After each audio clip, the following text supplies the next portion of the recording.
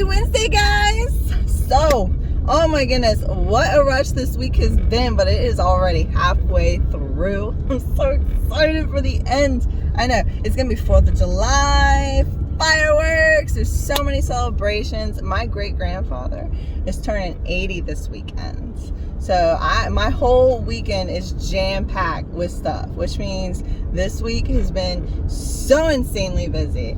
And to top it all off, my oldest son has been sick, driving me crazy. Oh my God, the mess. It's the stomach bug. Ugh. So yesterday was about martyrs, and it was about hugs, which I missed. So I'm going to go and I'm going to hug as many people as I can possibly hug today. I know it's still COVID, so you know what? I'll gauge it by if they're wearing a mask, I'll leave them be, because they obviously want. But if they're not wearing a mask, they're getting a hug. That's my twisted logic right there. So today is Asteroid Day. It's also Watch for Asteroids Day. So it's like an awareness of like, what would you do if there was an asteroid hit on Earth? It really depends on how big the asteroid is, because if it's too big, there's nothing you can do. It's going to obliterate the Earth, and there's nowhere you can hide. Sorry. End of story. But we've been hit throughout history, as far as Earth goes, numerous times. And depending on where it hits and how big it is, depends on what's going to happen and how it's going to affect you. So if it hits the water, you're not going to want to be anywhere on the coast of any around that water. So if it hits the Atlantic, sorry, I'm bye-bye.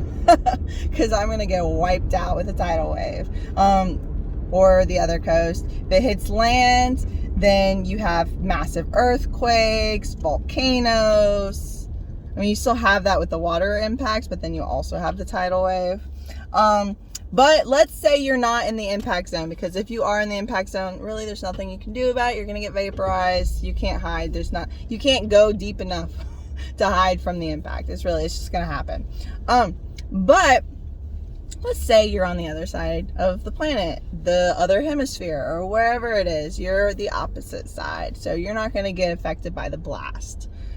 You are still going to feel the brunt of it, because all of that dirt from the impact, all of the ash and soot and everything from the volcanoes that erupt is going to go into the sky, and it could be years before everything settles back down. So you're talking the loss of crops, you're talking like all the plants are going to die. You're going to have a hard time breathing. You're going to need ventilation masks. Good thing we already have masks. We're smart thinking. Just keep those masks just in case an asteroid hits.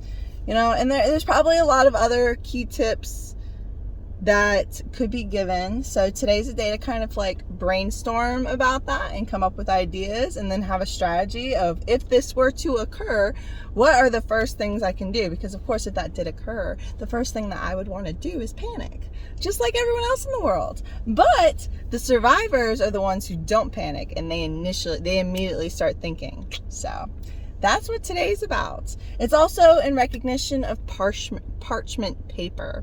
And parchment paper is a lot older than I thought. It's that, that non-sticky white paper that you use in baking. That way the stuff doesn't stick together, the dough doesn't stick together. Well, they invented it. The Egyptians invented it in like 300 BC. Yeah. So I would have assumed that was an earlier, because I mean, pencils weren't even invented until like the 1800s, I think it was.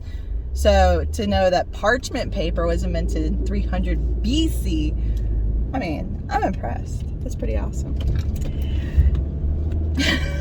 I am very impressed with that one. It's also Corvette Day, which to recognize Corvettes and all the people who love Corvettes. Corvettes are very pretty. They're a little too low for me. I like the bigger vehicles myself, but that's the same with all of those. But it is very sleek. It's very pretty. It's very popular, and it's very expensive. But the Corvettes, the first model was in 1953, I believe. 1953 by General Motors. So if someone's telling you that they got a 1942 or whatever before 52, they're lying. There was no models before that. It was 1953. If I'm wrong, please, by all means, put it in the comments. That's what I read. I'm not a car person, though. But I was impressed, too, by that, because I thought there were earlier models of the Corvette. But that's going off of no previous knowledge. I'm completely ignorant when it comes to cars.